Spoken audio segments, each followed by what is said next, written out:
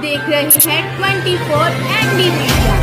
यहाँ होगी उसी की बात जो खबर होगी सच के साथ। सभा में बैठे सभी उपस्थित सदस्यों का मैं दिल की गहराइयों से स्वागत करती हूँ।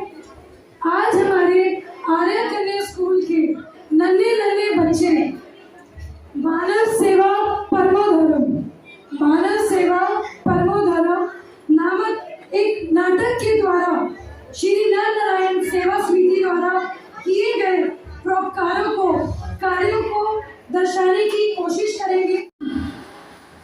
भाई साहब कौन हो आप? मैंने आपको इस बस्ती में पहले कभी नहीं देखा। हम श्री नर नारायण सेवा समिति के सदस्य हैं। हम आपके बच्चों की पढ़ाई के बारे में बात करना चाहते हैं। हाँ जी बोलो जी, क्या कहना है?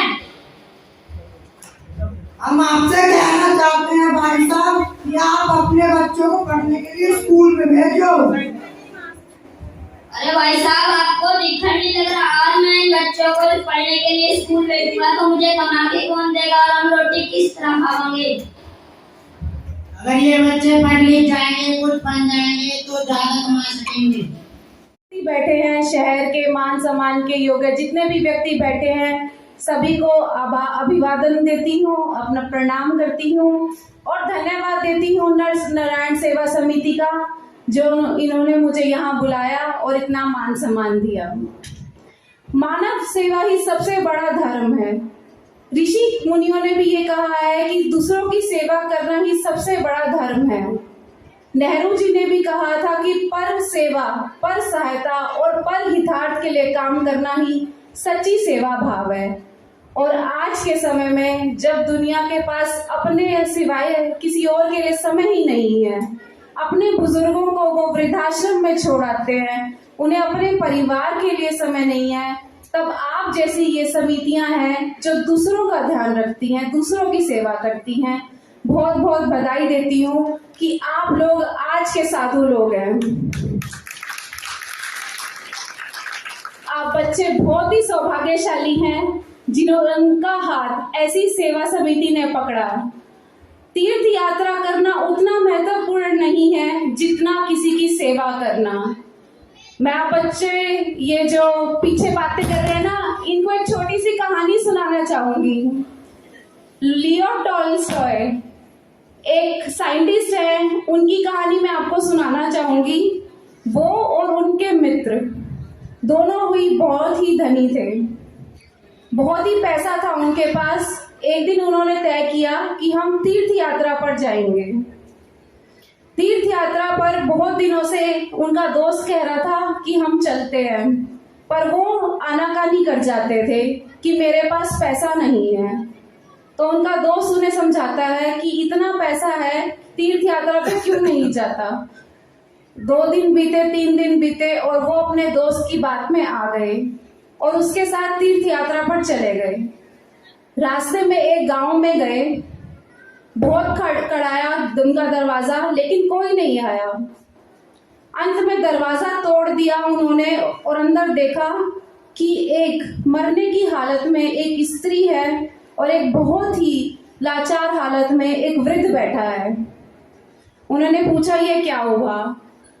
तो अंदर से एक बच्चा निकल कर आया कि मेरे माँ बाप असहाय हैं और मैं 2 दिन से भूखा हूँ।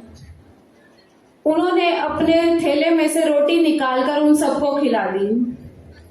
लियो टॉल्स्टॉय ने कहा कि आप लोग भरपेट खाना खाइए। उनके लिए कुएं में से पानी लेकर आए और उन्हें पानी पिलाया। बाजार का समय हो गया। उन्होंने कहा कि तीर्थ यात्रा पर तो मैं नहीं जा सकता, मेरे को अभी इन लोगों को ठीक करना है, तू चला जा, मैं बाद में आकर मिलता हूँ। तो उसका दोस्त चला जाता है और वो 3-4 महीने तक उन लोगों की सेवा करते हैं, उन्हें ठीक करते हैं। और जब उनका पैसा खत्म हो जाता है तब वो उनके लिए अपने घर से पैसा मंगवाकर एक घोड़ा, एक गाय और साल भर का अनाज देकर चुपचाप रात को चले जाते हैं और अपने घर चले जाते हैं, तीर्थ यात्रा पर नहीं जाते। और जो उनका दोस्त तीर्थ यात्रा पर जा चुका था, वो तीर्थ यात्रा करके वापस आ रहा था। एक मंदिर में उसने जोत की लौ देखी और उसमें अपने दोस्त की तस्वीर देखी तो वो समझ गया कि उसका तो वहीं बैठे बैठे तीर्थ यात्रा का फल मिल गया। वो वापस उसी गांव में गया और उस गांव के वही घर पे गया कि मेरा दोस्त यहाँ है। तो कहा हमने ये नहीं पता कि वो आपका दोस्त था या देवदूत था या खुद ईश्वर थे कि जिन्होंने हमें ठीक किया, हमें अनाज दिया, घोड़ा दिया, गाय दी और पता नहीं कहाँ चले गए। वो वापस अपने दोस्त समझ जाता है कि उसका दोस्त इनका कल्याण करके चला गया। वो वापस अपने दोस्त के घर जाते हैं और कहते हैं तू तीर्थ यात्रा पर नहीं आया। उसका दोस्त लियो टॉल्स्टॉय जो एक वैज्ञानिक थे, उन्होंने कहा तीर्थ यात्रा पर जाना मेरे लिए संभव था, मैं जा सकता था, पर उन लोगों की सेवा करना मेरे लिए तीर्थ यात्रा से भी ज्यादा महत्वपूर्ण था। और यही काम ये संस्था कर रही है कि तीर्थ यात्रा पर जाने की जरूरत नहीं है, यहीं बैठे बैठे सारे तीर्थ और गंगा नहाए गए हैं लोग। बहुत बहुत धन्यवाद देती हूँ। आप लोगों की वजह से ही आज मानवता जिंदा है। ईश्वर भक्ति यही है, यही ईश्वर का कार्य है जो शायद ईश्वर ने आप जैसे देवदूतों को भेजा है इस धरती पर। बहुत बहुत धन्यवाद जो आप समाज के लिए इतना कल्याण करते हैं। बहुत बहुत धन्यवाद आप लोगों का। और आप लोगों से बात हुई थी कि यहाँ शायद भवन नहीं है, तो मैं नगर परिषद के अधिकारियों से मीटिंग करके आप लोगों से वादा करती हूँ कि भवन निर्माण हो या जमीन की जरूरत हो या फिर किसी भी पुरानी जमीन पर जहाँ आपके स्कूल की व्यवस्था हो सके, वो आपको जरूर दिलवाऊंगी। ये मेरा सौभाग्य होगा। जी बिल्कुल, मैं यथासंभव प्रयास करूंगी कि आप लोगों को जितनी जरूरत हो सके उतना मिले। और कैश की थोड़ी व्यवस्था नहीं बन पाती तो जितना भवन निर्माण और जमीन का होगा वो मैं आपकी जरूर करवाऊंगी। धन्यवाद। श्री नरनारायण सेवा समिति कैथल का आज 15वां स्थापना दिवस व शिक्षक दिवस हमने मनाया है। समिति 5 सितंबर 2008 को शुरू हुई थी और आज हमने 14 साल पूरे किए हैं। ये पूर्व संध्या का आयोजन है और हम 5 तारीख को यह कार्यक्रम आयोजित करते हैं। साथ स्थापना दिवस के साथ शिक्षक दिवस का भी आयोजन इसमें रहता है। हमने RKSD कॉलेज में आज ये आयोजन किया।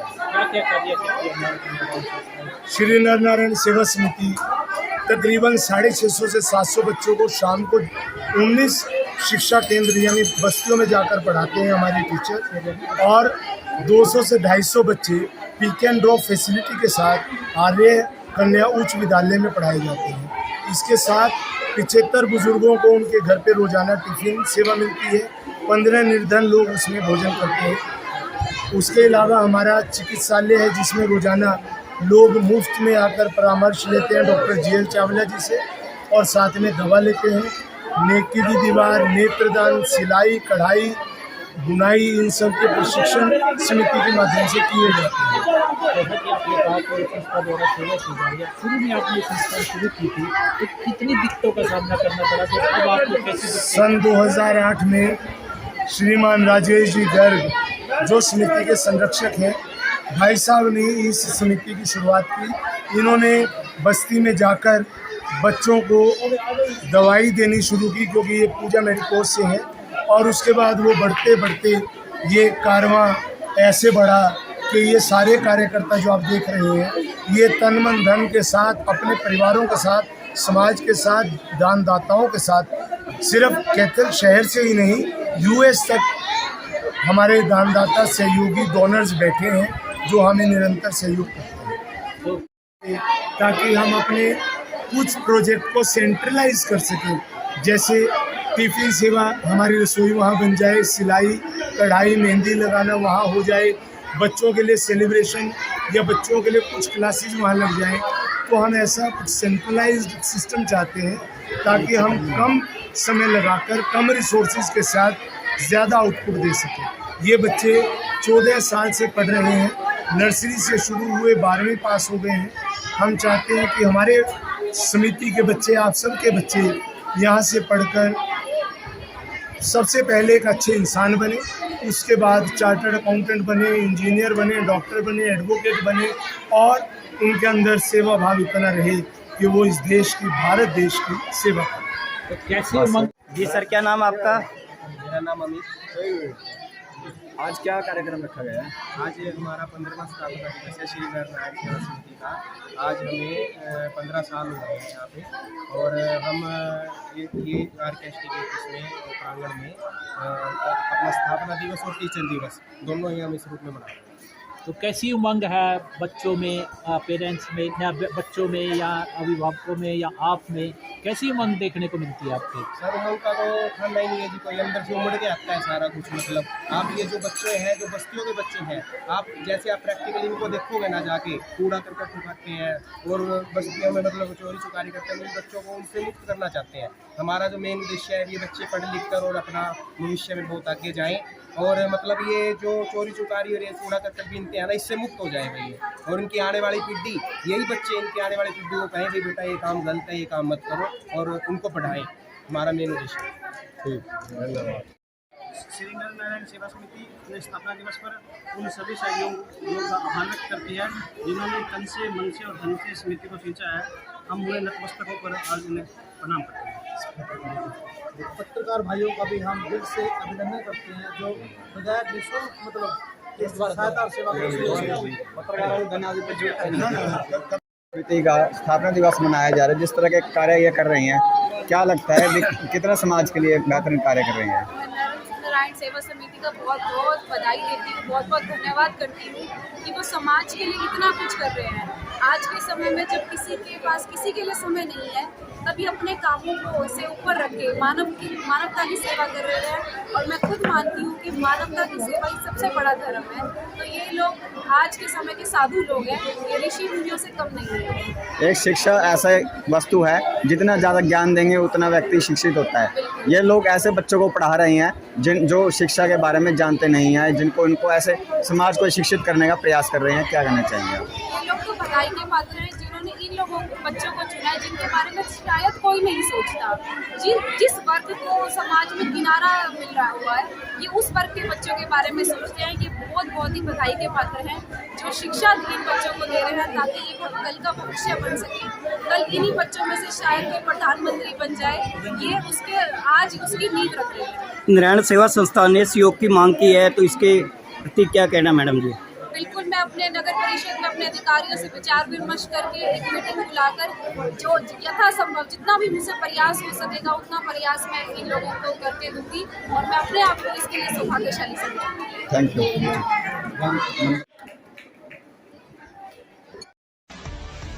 खबरों से जुड़ी हर अपडेट जानने के लिए हमारे चैनल को लाइक करें, सब्सक्राइब करें और ज़्यादा से ज़्यादा शेयर करें।